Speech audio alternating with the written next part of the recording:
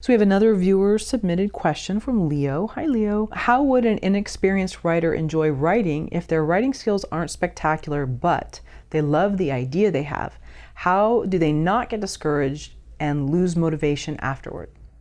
Well, that's a definite challenge for all writers, is getting discouraged and losing motivation.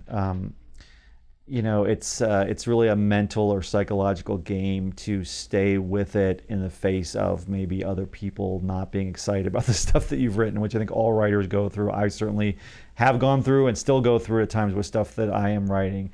So you do have to, it's this weird combination of following your passion and your beliefs and your instincts and what's interesting to you, while also listening to sort of feedback and guidance about what makes something a compelling story for others. Now, some people, I suppose, can enjoy writing and not care that anyone else ever gets it or likes it. And in that case, you don't have such a problem, because I'm writing because I enjoy it. I don't necessarily even show it to other people. But most writers don't want to just do that. They want it to show it to others and have others like it. Well, that's where it's out of our control suddenly, because others are not us, right? So it's easy once others don't respond well to get discouraged.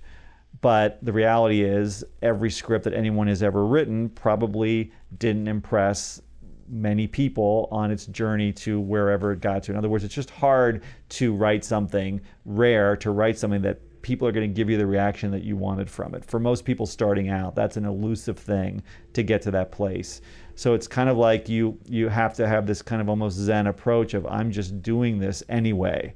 I'm learning and growing, and I'm going to get there. And not let anybody's criticism derail you from that intense focus on, this is what I want to do, and I'm going to continue to follow my voice, but my voice or my instincts are going to change somewhat when I study the craft and when I get feedback from others, and I just look to make that feedback useful as opposed to devastating.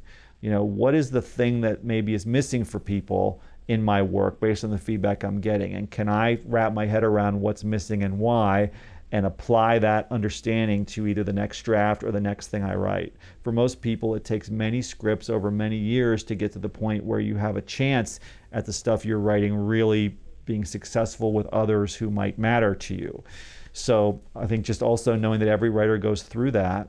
And there's this book called The War of Art by Stephen Pressfield that's a great one for this, because he really talks about how a part of us is afraid and resistant to just doing whatever it is we said we wanted to do, and we'll use any excuse to not do it, including others' criticism or our own self-criticism. And it's kind of like, to be productive and to stay with it, you just have to sort of push all that aside and just continue going and turn the criticism into something productive instead of letting it get you down, including your own self-criticism, which is really the hardest thing, I think, is to be able to kind of put that aside, use it when you need to critique and analyze your work, but not always be in the critical mode. Because if you're in the critical mode, you're not in the creative mode. It's kind of like you have to switch one off to get to the other. The creative mode is a more loose, free, open, relaxed, trusting mode where ideas just sort of come.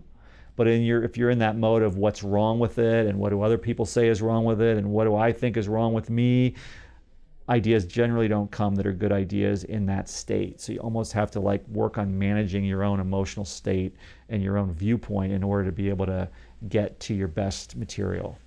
I know I've mentioned this before, but in adaptation, the two Nicolas Cage, Charlie Kaufman, and just the one that's just invents lightning, and the other one that just overthinks everything, and how paralyzing that is. Yeah.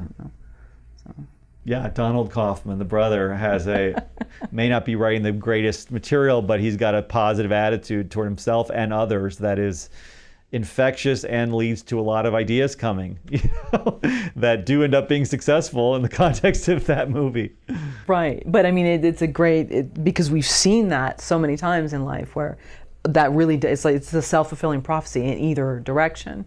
And I think writers are especially prone, because they're always in their heads and they're overthinking things. That's the nature of why they're writers in some sense. I agree. But it also can really handicap them in a lot of ways. So do you remember when you sort of let up on yourself, even if you still deal with, we all do, seeing ourselves, whether it's, on tape or whatever is always sort of a cringeworthy moment for everybody, I think. But do you remember when you sort of were able to come to more of a Zen place with that?